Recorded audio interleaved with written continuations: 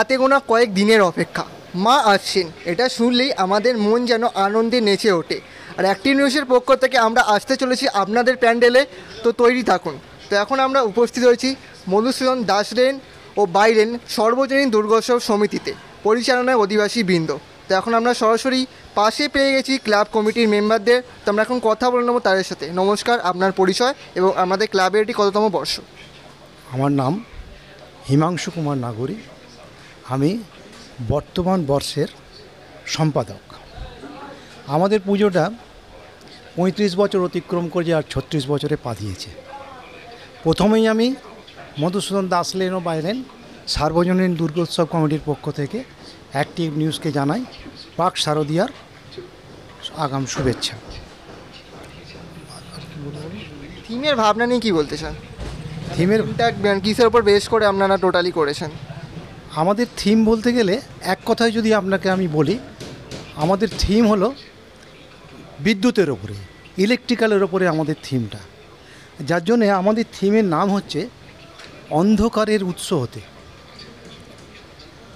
যেমন ধরুন না কেন, আমরা লৌহ যুগ থেকে আজকে এসেছি বিদ্যুৎ যুগে, লৌহ যুগ থেকে আমরা এসেছি বিদ্যুৎ যুগে।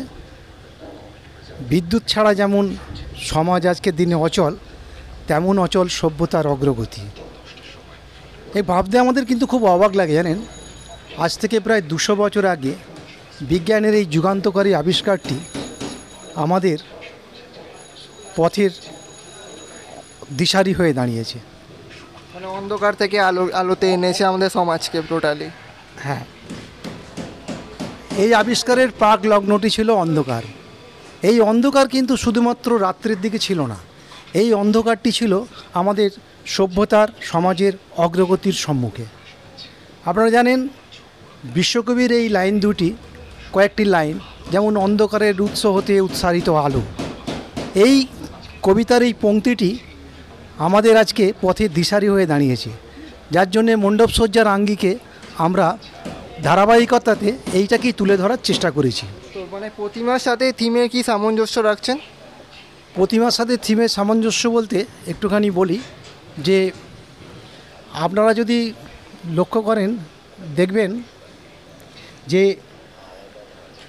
পৌরাণিক যুগে যদি আমরা একটু পুরাণের দিকে আলোকপাত করি, তাহলে আমরা দেখতে পাবো যে ওখানে ঋষি দধিচি মুনি পাঁজরের হাট থেকে বিশ্বকর্মা দেবরাজ ইন্দ্রকে তৈরি করে দিয়েছিলেন তার প্রধান অস্ত্র বজ্র। আর দেবরাজ ইন্দ্র স্বয়ং সেই বজ্রটি তুলে দিয়েছিলেন মা দুর্গার হাতে। কারণ কি, মা দুর্গার হাতে এই কারণেই তিনি তুলে দিয়েছিলেন যে অন্ধকারকে দূর করে আলোর জগতে আলোকে নিয়ে আসা এবং আলোকে সম্প্রসারিত করা। তাই আপনারা দেখবেন মণ্ডপে আমাদের দুর্গা বজ্রধারিণী রূপে অধিষ্ঠিত। তো আমাদের মণ্ডপসজ্জা দেখতে যেমন একজন সাধারণ দর্শক আসবেন, তেমনি কোনো বিকলাঙ্গ মানুষ বা কোনো মানুষ এসে হঠাৎ অসুস্থ হয়ে যেতে পারেন, তো তাদের জন্য আপনারা কিরকম ব্যবস্থা রাখছেন?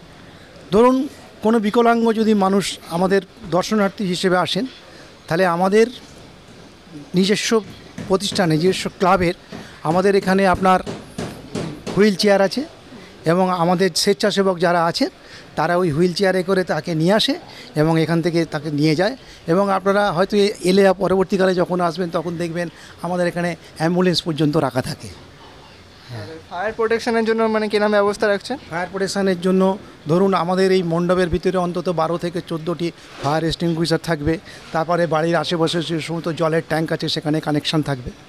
আর দর্শনার্থীদের আপনাদের এই যে মণ্ডপ, এটা পরিদর্শনের সুবিধার্থে যদি এই লোকেশানটা একটু বলে দেন।